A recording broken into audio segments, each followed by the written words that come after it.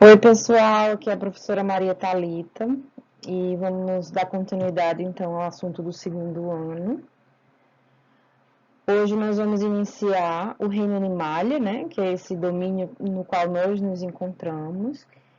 Então, se vocês perderam as aulas anteriores, voltem lá, assistam. A gente viu a classificação dos seres vivos. Em seguida, iniciamos com o estudo dos reinos. Reino Monera, o reino Protista, reino Fungi e hoje, finalmente, o reino Animalia, que é um dos mais longos. Vamos passar aí várias aulas estudando o reino Animalia, certo? Com relação às características gerais dos animais, nós temos que todos eles são eucariontes, ou seja, eles apresentam um núcleo, uma membrana nuclear, no qual está contido o material genético. Todos os seres do reino Animalia são pluricelulares, ou seja, possuem várias células, e eles formam um tecido, com exceção, tá vendo um asterisco? Com exceção desse organismo aqui, que são os poríferos, as esponjas do mar. Nós vamos estudar eles na próxima aula. Todos os organismos do reino animal são heterótrofos, ou seja, precisam de uma fonte externa de alimento, eles não produzem a sua própria. Nós não produzimos o nosso próprio alimento. E atualmente existem aproximadamente uns 35 filos, né, dentro do reino animalia. Mas aqui no ensino médio nós estudamos 9, que são eles: as esponjas, os quinidários, os plateumintos, os nemateumintos, os moluscos, os anelídeos, artrópodes, equinodermos e cordados. Ou seja, vamos ter muitas aulas para falar do reino animal. Antes da gente passar a estudar todos esses grupos, todos os 9 filos, nós precisamos compreender como que esses grupos eles são classificados, né? Como que as esponjas são esponjas, os quinidários são quinidários. Então, a gente vai ter diversas metodologias, diversas formas de classificação. Então, podem ser classificados através das características do desenvolvimento embrionário, certo? Nós vamos estudar desenvolvimento embrionário.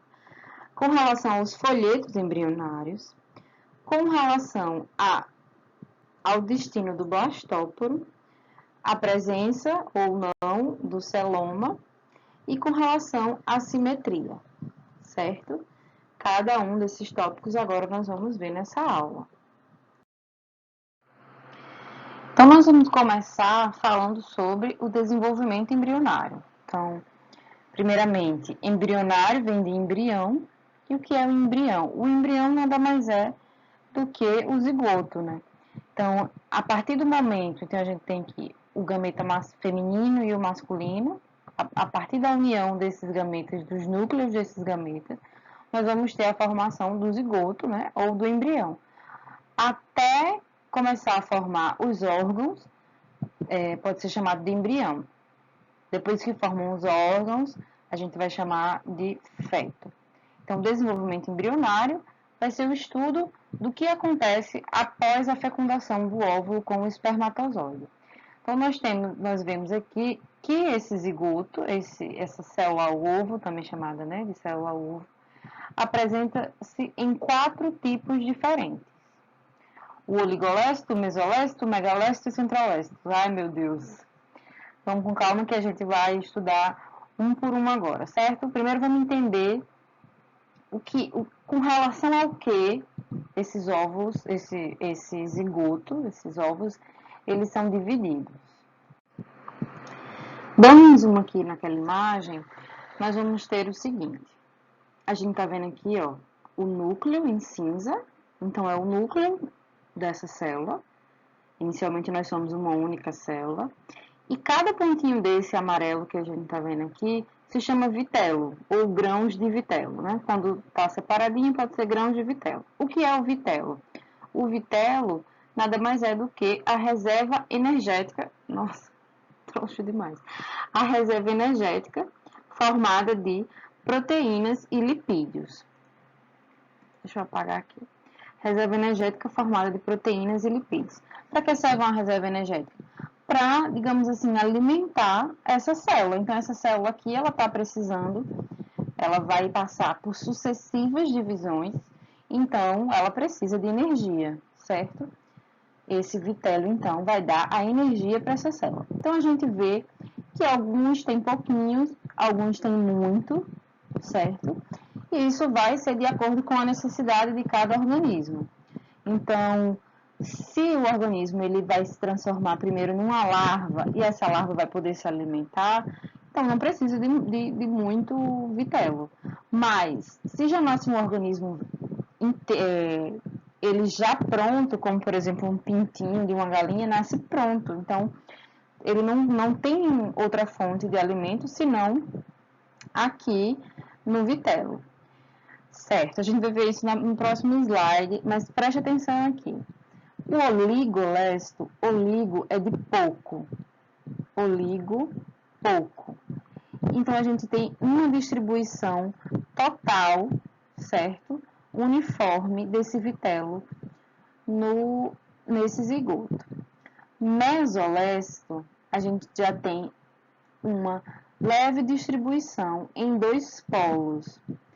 Nós temos aqui um polo chamado de polo animal e um polo chamado de polo vegetal ou vegetativo. No sentido de que o polo vegetativo é sempre o polo que tem mais vitelo. E o polo animal é o que tem menos vitelo. Então, a gente tem uma polarização aqui. O vitelo, o núcleo vai para um polo e o vitelo fica em outro. Quando é muito vitelo nesse nível aqui, que é basicamente toda a célula, se chama megalesto. Então, o megalesto, mega, de muito. Oligo significa pouco, meso é mais ou menos, e o mega é muito, megalesto. A coordenação aqui não é muito boa aqui com o mouse. O megalesto. Em alguns casos, esse vitelo está concentrado no centro. Então, ele é dado o nome de centrolesto. Vamos aqui de novo. Existem quatro tipos, bem ruim o mouse, 4 tipos de zigotos, de embriões, com relação à sua reserva energética, Quais são os tipos? Oligolesto, com pouco vitelo, mesolesto, com mais ou menos médio vitelo, o megalesto com muito vitelo e o centrolesto, quando o vitelo ele está centralizado, centrolesto. E o que é o vitelo? Reserva energética. Isso aqui vai ser importante porque vai dizer sobre como acontece o desenvolvimento desse grupo. Ok, anota tudo isso direitinho. Vamos agora estudar um pouco mais sobre cada um desse tipo aqui de zigoto. Eu trouxe aqui para vocês, né, essa classificação numa tabelinha, para ficar mais fácil para vocês tirarem um print. É melhor anotar no caderno, né, porque print depois se perde. Então, nós temos aqui nessa primeira coluna os tipos de ovo, né, de célula ovo, de zigoto, e aqui explicando a quantidade de vitelo e em quais grupos nós vamos encontrar esse tipo de ovo. Então, o oligolesto tem pouco vitelo, pequena quantidade de vitelo, uniformemente distribuído. Exemplos, os equinodermos, anfíoxo, mamífero, que somos nós, por quê? Porque a gente consegue nutrir a partir da nossa mãe, né? No caso, o que são placentários. A partir da placenta, nós conseguimos a nutrição através da mãe. O mesolesto é uma quantidade média, certo? E vai estar concentrado no polo inferior, onde tem vitelo, V de vegetativo. Por exemplo, os anfíbios, né? Os anfíbios, a gente vai ver que eles têm uma fase de vida aquático e ali a larvinha deles consegue se alimentar, para depois eles sofrerem alterações e estar na sua forma adulta. O ovo telolesto é uma grande quantidade, certo? É telolesto ou megalesto, certo? É uma grande quantidade de vitelo, porque esse indivíduo ele vai nascer pronto. Então, as aves nascem um filhotinho de ave. Répteis vai nascer um filhotinho de cobra. E os peixes, né? Alguns peixes, eles já nascem todos prontinhos. E os ovos centrolestos têm uma grande quantidade, mas vai estar no centro do ovo. É uma característica, por exemplo, onde nós encontramos nos artrópodes. Então, esse aqui é importante de anotar. Aqui, ó, faz um asterisco que pode ser tanto telolesto quanto megalesto. Oligopoco, mesomédio, centro no centro. E esse aqui, né, é o que tem maior quantidade no polo vegetativo. A presença do vitelo vai interferir na forma como o zigoto vai se dividir. Então, ó, a gente tem uma célula, um zigoto, e essa célula vai se dividir sucessivamente, sempre duas vezes o número dela, né? De 1 para 2, de 2 para 4, de 4 para 8, aqui vai ser mais difícil desenhar. Mas foca aqui. Se eu tenho um ovo oligolesto, lembra que ele é distribuído igualmente? As células vão se dividir em tamanhos semelhantes. Cada célula dessa se chama blastômero.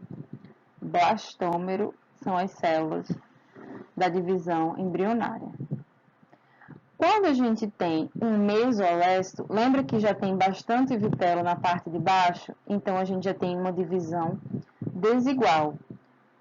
Os blastômeros vão ter uns menores na parte que tem menos vitelo e uns maiores na parte que tem mais vitelo, chamados de micrômeros e macrômeros, certo? O telolesto ou megalesto só vai conseguir se dividir nessa parte aqui de cima, certo? Por quê? Porque aqui tem muito vitelo, não tem como dividir, aqui é só armazenamento da energia. As células vão ficar concentradas aqui. E o centrolesto vai ser diferente, né? Como o vitelo ele vai estar aqui no centro, as células vão para a periferia. Então, forma esse disquinho aqui, pois as células migram para a periferia. Precisa decorar isso aqui não, mas é importante saber que o vitelo ele interfere no tipo da divisão celular.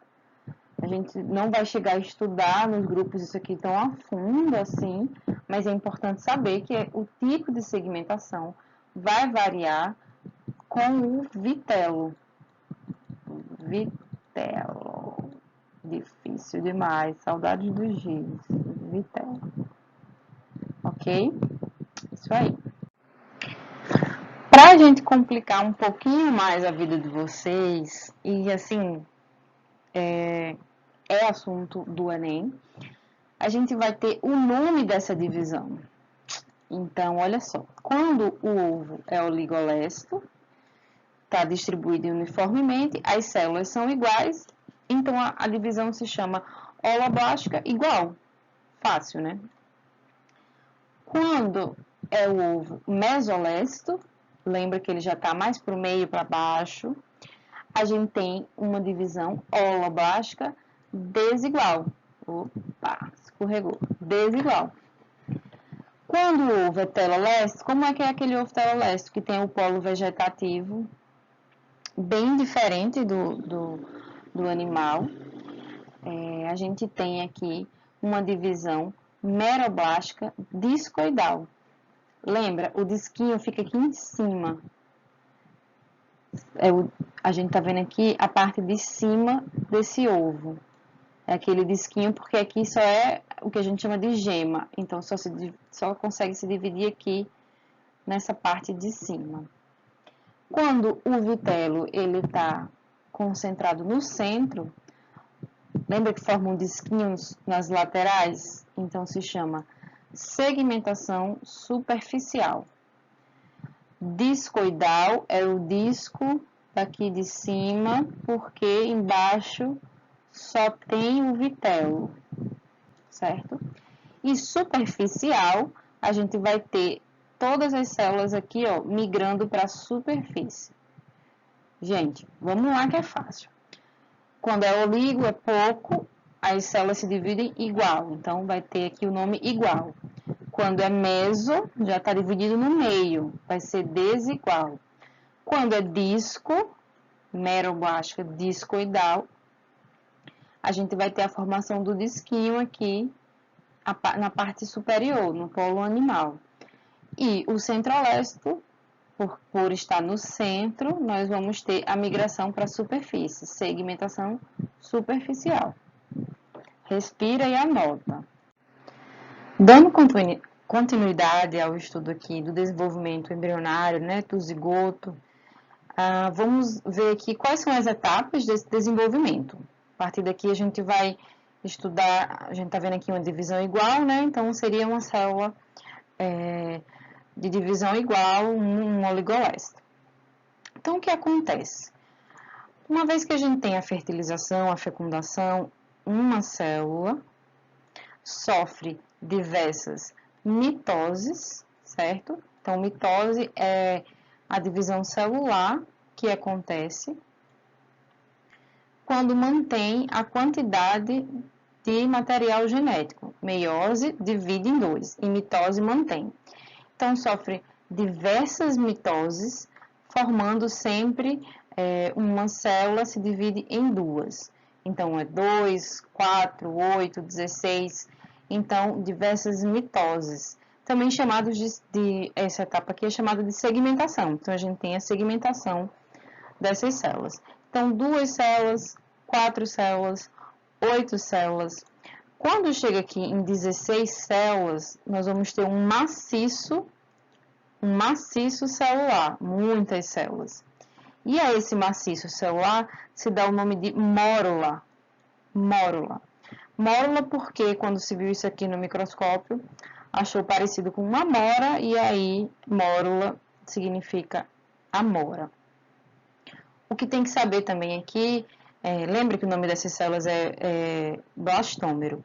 Esses blastômeros, eles são indiferenciados, ou seja, cada um dessas células aqui pode dar origem a qualquer parte do corpo. Nesse caso aqui, nós estamos tratando das células-tronco. Vai continuar as mitoses, vai continuar a segmentação e a gente vai chegar num estágio chamado blástula. A blástula, ela vai ter uma cavidade, certo? Em determinado momento, geralmente aqui com 128 blastômeros, acontece um influxo de água, muita água, e aí essas células migram, vamos olhar essa daqui, essa imagem aqui, ó. As células vão migrando para a periferia, isso aqui são setas, migrando para a periferia, forma uma cavidade. Então, essa cavidade aqui está cheia de água. Como é o nome dessa cavidade? Blastocele. Cele, na biologia, cele, é cavidade, certo? Então, a blástula vai ser um momento dado desenvolvimento embrionário, onde essas células migram para a superfície e acontece, então, a formação da primeira cavidade, que é a blastocele. Muita coisa aqui, muita coisa importante. Saber o que é a mórula, o que é a blástula, certo? E o nome dessa cavidade aqui, que é a blastocele. E tudo isso aqui está acontecendo por meio de divisões mitóticas. Dando continuidade ao nosso estudo, nós temos aqui esse momento do desenvolvimento embrionário, onde ocorre a formação dos folhetos embrionários. Quem são os folhetos embrionários? Nós vamos ver que são camadas de células que vão dar origem no futuro aos órgãos e aos tecidos. Mas vamos começar do começo. A gente parou aonde no slide anterior, nessa estrutura aqui, chamada de blástula. Então, a gente tem uma camada de célula e uma cavidade chamada de blastocélio. Lembra que célio é cavidade. Então, vai acontecer um movimento, né? Essas células vão se comunicar e acontece um movimento onde essas células as células da parte inferior aqui, vão invaginar, acontece uma invaginação. Essa invaginação é chamada de gastrulação. Então, gastrulação é um movimento de invaginação das células. Então, a gente tem aqui a blastocela e essas células invaginando. Uma vez que essas células chegam aqui a encostar na outra parte desse zigoto, nós temos a estrutura chamada de gástrula. Por que gástrula? Porque aqui é formado o que é chamado de intestino antigo, nosso primeiro intestino, que é o arquêntero. Arque de antigo e êntero de intestino. Então, a gente tem outra cavidade formada aqui, e essa estrutura aqui é chamada de gástrula. Uma vez a gente percebe aqui a diferença, que nós temos, ao invés de uma camada de célula, nós temos duas, uma externa e uma interna. A externa é chamada de ectoderma e a interna, de endoderma. Então, esses aqui são os nossos folhetos embrionários, certo? Presta atenção aqui nessa imagem aqui. Alguns animais param o desenvolvimento deles nesse momento e eles só ficam com a ecto e a endoderma. Esses animais têm dois folhetos embrionários, são chamados de diblásticos 2. Em alguns animais, em alguns grupos, essa endoderma, ela se divide, ela continua migrando e se dividindo e forma um terceiro folheto embrionário, chamado mesoderma. Então, a mesoderma agora forma três folhetos, alguns animais vão ser triblásticos, certo? Então, a blástula sofre a gastrulação, que é a invaginação das células. Uma vez que ocorreu essa gastrulação, nós temos a formação da gástrula. Essa gástrula, ela apresenta, então, uma cavidade chamada de arquêntero, e nesse momento nós temos duas camadas de células, a endoderma e a ectoderma. Agora, preste atenção aqui em outra coisa que se forma, que é muito importante. Nós vamos formar um orifício. Esse orifício aqui é chamado de blastóporo. Anota, a gente vai falar dele agora em seguida. Olha, a gástrula que a gente estava vendo ali, parece aqui um pouco parece uma azeitona. Tá vendo? Se a gente cortar nessa direção e a gente vê assim de frente, sabe? Quando você morde aqui a azeitona e você olha para ela, você vai ver aqui os folhetos embrionários e a cavidade. E se a gente pega a faca e corta aqui nesse sentido, né? A gente vai ver então que tem o blastóporo, que é esse orifício que surgiu aqui, certo? Então, dependendo aqui, se a gente vê nessa lateral, a gente vê o blastóporo.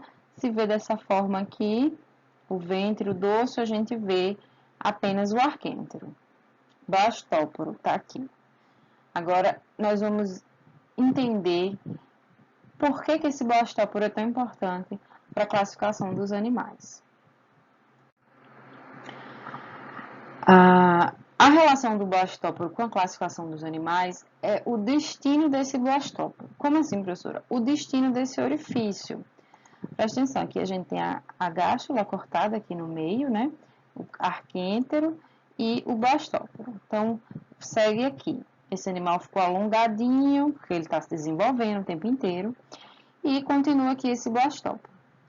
Então, se o blastóporo der origem à boca do animal,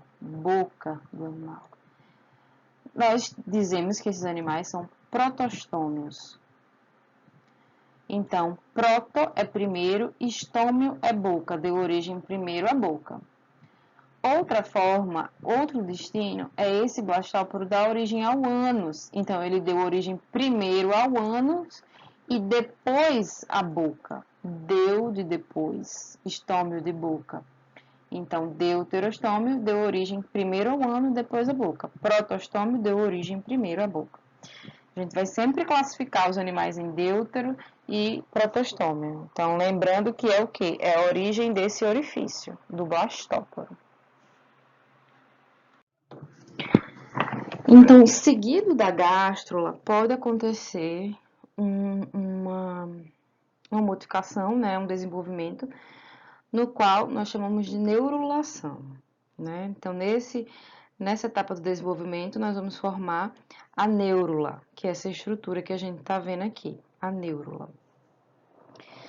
Na neurulação, nós vamos ter a formação do tubo neural, né, que vai dar origem a todo o sistema nervoso, e da notocorda, que é essa estrutura, e nós vamos ver lá no final das aulas do reino animalia, que essa notocorda é a característica que separa alguns animais no filo dos cordados, certo? Então, vamos começar aqui do começo. A gente tinha a gástrula, né, com os folhetos embrionários ectoderme e a endoderme.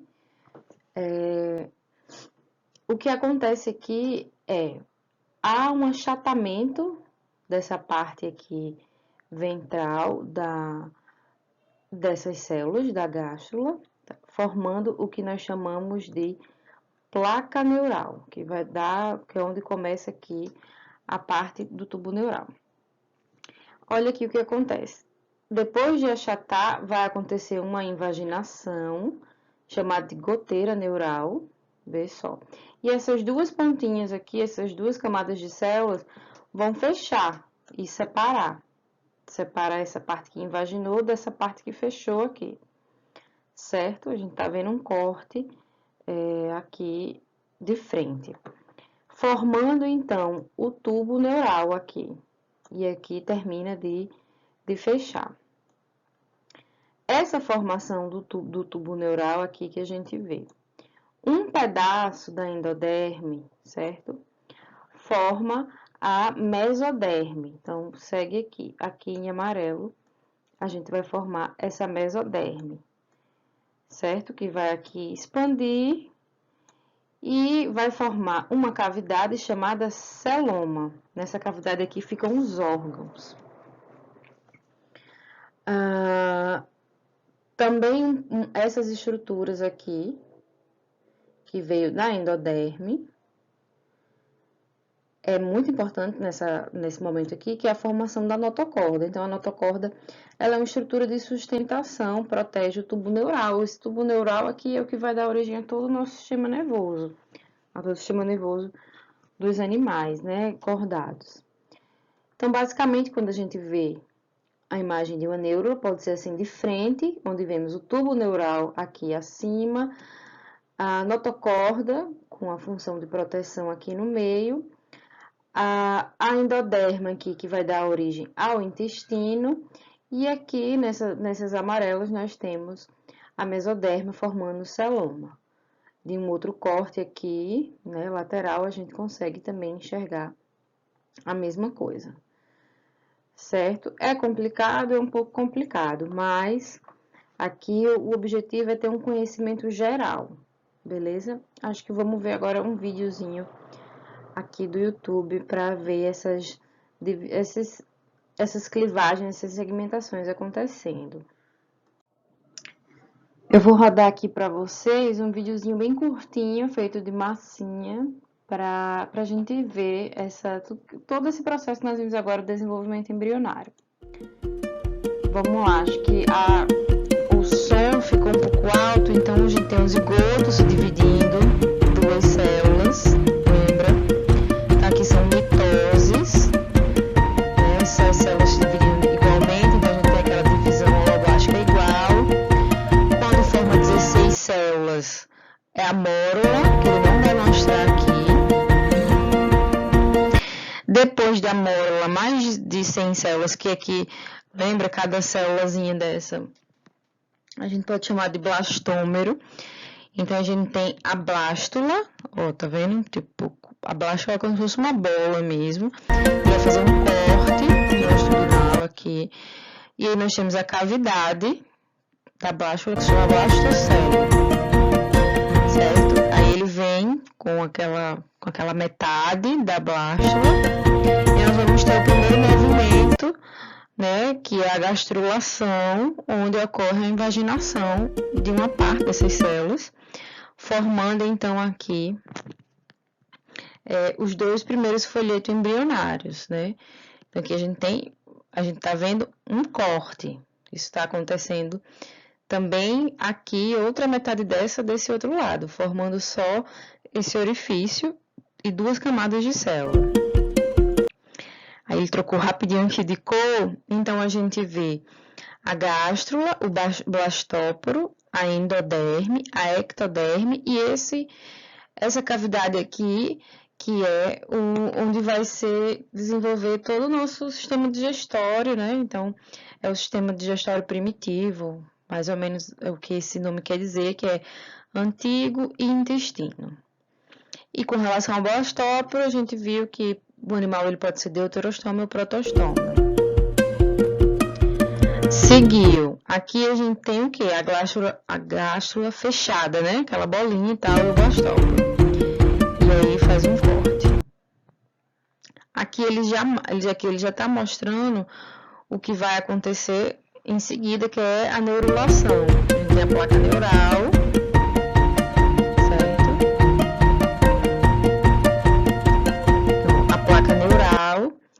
Que vai se invaginar, formar o tubo nervoso, a notocorda, tubo neural, desculpa, o celoma, né, que vai ser da mesoderme, o intestino aqui da endoderme e na superfície de tudo, a ectoderme. Lembrando que a notocorda tem uma função de proteção. O que nós vamos ver também é que cada um desses folhetos embrionários vai dar origem a órgãos diferentes. É um processo chamado organogênese. Então, a ectoderma forma cérebro, aqui em azulzinho, né? Cérebro e olhos, por exemplo. Outras coisas também. A mesoderma vai formar, por exemplo, ossos e músculos.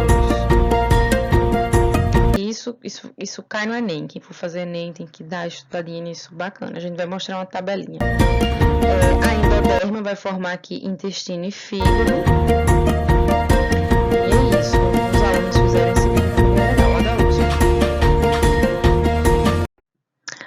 Como eu falei aqui para vocês, nós temos aqui, quando vê essa imagem, com tubo neural, com notocorda, com celoma, com tubo digestivo, né? O futuro tubo digestivo. Tem que saber que aqui é uma neurula e a partir daqui vai iniciar o processo. Desculpa, aqui eu estava apontando, não sei se apareceu. Se vê essa imagem com tubo neural, com o celoma, né? Com a mesoderma, com a endoderma, a ectoderma, tem que saber que é uma neurula, certo? E a partir daqui vai acontecer a organogênese, que é a origem dos órgãos. Olha o que eu falei aqui, ó. Cada um dos folhetos embrionários vai dar origem a diferentes partes do organismo, né? Então, a ectoderme, todo o sistema nervoso, órgãos do sentido e a epiderme. A mesoderme, esqueleto, músculo, sistema circulatório, sistema excretor, sistema reprodutor. E a endoderme, sistema respiratório, fígado, pâncreas e o revestimento do tubo digestivo. Existe uma lista ainda bem maior do que essa, mas aqui é um dos principais. Outra forma em que os animais são sempre classificados é com relação ao celoma deles. Então, eu já falei ali que a mesoderma vai gerar o celoma, e é importante saber o seguinte, os animais eles podem ser acelomados, eles podem ser pseudocelomados ou eles podem ser celomados. Então, você vê aqui, ó, os três tecidos, ectoderma, mesoderma e endoderma. Então, todos eles são o quê? São triblásticos, né? Os animais diblásticos, eles com certeza eles não têm celoma porque eles não têm mesoderma. Então, preste atenção. O acelomado não tem celoma. O que é celoma? O celoma é uma cavidade, certo? É um espaço onde vão ficar todos os órgãos. O que é um acelomado? É um organismo onde a mesoderma preenche todo o seu interior, não tendo a cavidade, é apenas tecido. Quem são eles? Por exemplo, aqui, os plateumintos. Quando você faz um corte, você vê que tudo é preenchido de tecido. Um corte aqui neles, tá vendo? O pseudocelomado é quando existe uma cavidade, mas essa cavidade, ela só tem a mesoderma em um revestimento, certo? Só um lado tem mesoderma, o outro é endoderma. Então, se chama um pseudoceloma. Se a mesoderma tiver revestindo toda a cavidade aqui, ó, a gente vê vermelhinho de um lado e do outro, nós temos os verdadeiros celomados, né? No caso, os animais celomados. Quem são os pseudocelomados? A gente tem aqui os nematelmintos, tá vendo? A mesoderma só de um lado aqui mais externo e internamente a gente tem a endoderme. E os anelídeos, a partir dos anelídeos todos são celomados. Então, a gente tem esse celoma aqui revestido de mesoderma dos dois lados. A gente sempre vai falar isso. É a celomada, é pseudocelomada, é celomada. Então, lembrando que tem a ver com a formação dos tecidos, dos folhetos embrionários e a presença ou não de uma cavidade no qual ela pode estar toda recoberta por mesoderma ou só uma parte. Prometo a vocês que a aula já está acabando. Então, com relação à simetria, também a gente vai falar em alguns momentos, precisamos ter uma ideia. Em alguns momentos, a gente pode falar que o animal tem uma simetria radial. Então, a gente vai ver, por exemplo, nos quinidários e nas esponjas. O que é a simetria radial? Tem vários eixos, em vários eixos. Se você cortar o animal aqui nesse sentido oral a boral, certo? Aqui é a boca, aqui é o chão.